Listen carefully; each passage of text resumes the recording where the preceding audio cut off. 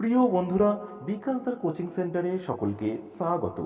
আজ আমি আমার এই ভিডিওর মাধ্যমে কলকাতা বিশ্ববিদ্যালয়ের প্রথম সেমিস্টারের ছাত্রছাত্রীদের জন্য শিক্ষাবিজ্ঞানের সিলেবাস এবং গুরুত্বপূর্ণ সাজেশন 2026-এর জন্য এবং বিগত 23, 24 ও 25 সালে কী কী প্রশ্ন পড়েছে প্রথম সেমিস্টারের শিক্ষাবিজ্ঞানে সমস্ত আলোচনা করব এই ভিডিওর মাধ্যমে। বন্ধুরা, ভিডিওটি শুরু থেকে শেষ পর্যন্ত দেখতে থাকো। আর আমার কোচিং সেন্টারের হোয়াটসঅ্যাপ নাম্বার হলো 9007379001। এখানে দশম থেকে স্নাতক শ্রেণীর বিভিন্ন বিষয়ের উত্তরের পিডিএফ পাওয়া যায়। যাদের প্রয়োজন হবে স্ক্রিনে দেওয়া নাম্বারে হোয়াটসঅ্যাপের মাধ্যমে যোগাযোগ করতে পারবে। তো চলো আমরা ভিডিওটি শুরু করি। তোমাদের যারা এমডিসি কোর্স অর্থাৎ মাল্টি ডিসিপ্লিনারি কোর্স, যারা 3 ইয়ার্স বা জেনারেল কোর্স যাকে বলা হয়, অর্থাৎ যারা জেনারেলে ভর্তি হয়েছ, শিক্ষাবিজ্ঞান তোমাদের এমডিসি পেপার হিসাবে রয়েছে প্রথম সেমিস্টারে CC1 অথবা CC2 হিসাবে তোমাদের জন্য এই ভিডিওটি বানানো রয়েছে। কিন্তু যারা শিক্ষাবিজ্ঞানে অনার্স নিয়েছো তাদের DSCC পেপার থাকবে।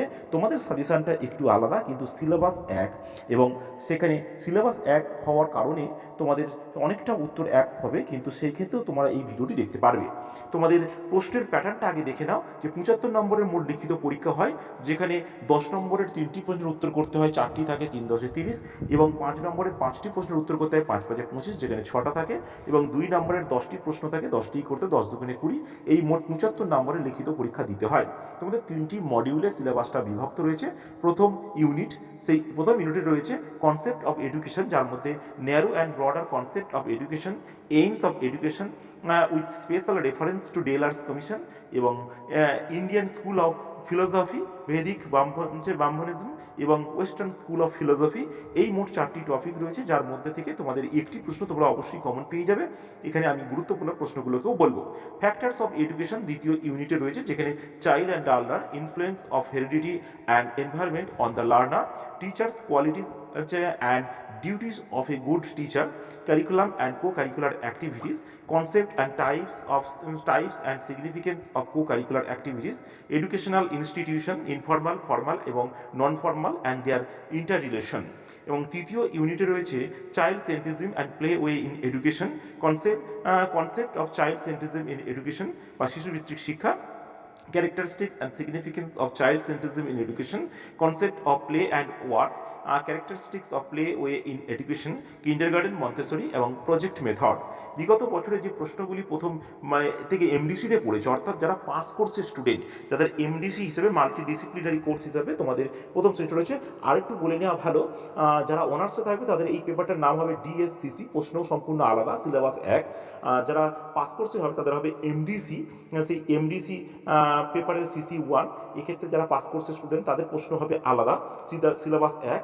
আবার যারা অনার্সের স্টুডেন্ট কিন্তু প্রথম সেমিস্টারের মাইনর পেপার হিসাবে এডুকেশন নিয়েছো, তোমাদের এইটা হবে MN1, কিন্তু সিলেবাস এক, কিন্তু প্রশ্ন হবে আলাদা। অর্থাৎ প্রথম সেমিস্টারে অনার্সের জন্য একই সিলেবাসের আলাদা প্রশ্ন, পাস কোর্সের এমডিসির জন্য আলাদা প্রশ্ন, এবং অনার্স কোর্সের মাইনর পেপার হিসাবে শিক্ষাবিজ্ঞানের কিন্তু MN1 হিসাবে আলাদা প্রশ্ন হবে, কিন্তু সিলেবাস এক। এখানে এইটা কেবলমাত্র এমডিসির জন্য বলা হয়েছে।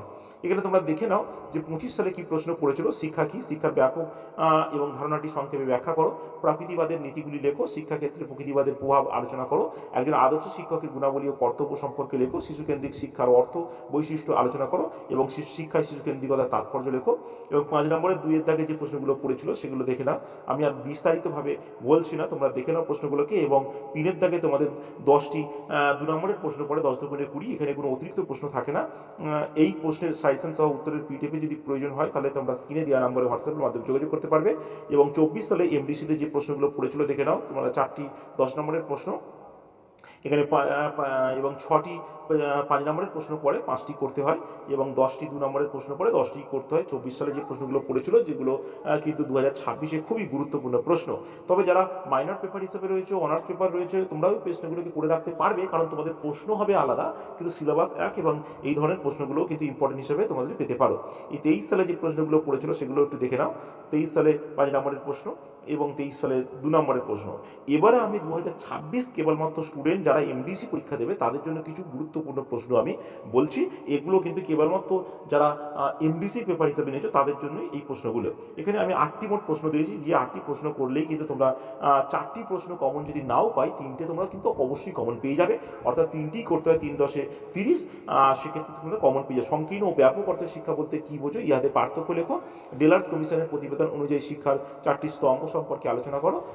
যে প্রয়োগবাদের নীতি এবং শিক্ষাক্ষেত্রে এর প্রভাব আলোচনা করো।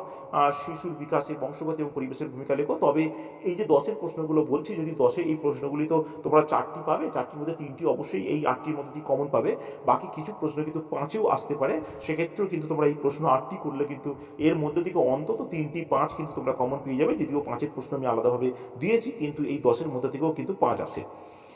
সহপাঠ্যক্রমিক কার্যাবলী বলতে কী বোঝো, এর প্রকারভেদগুলি লেখো। প্রকল্প পদ্ধতি বলতে কী বোঝো, এর বৈশিষ্ট্য এবং তাৎপর্য লেখো।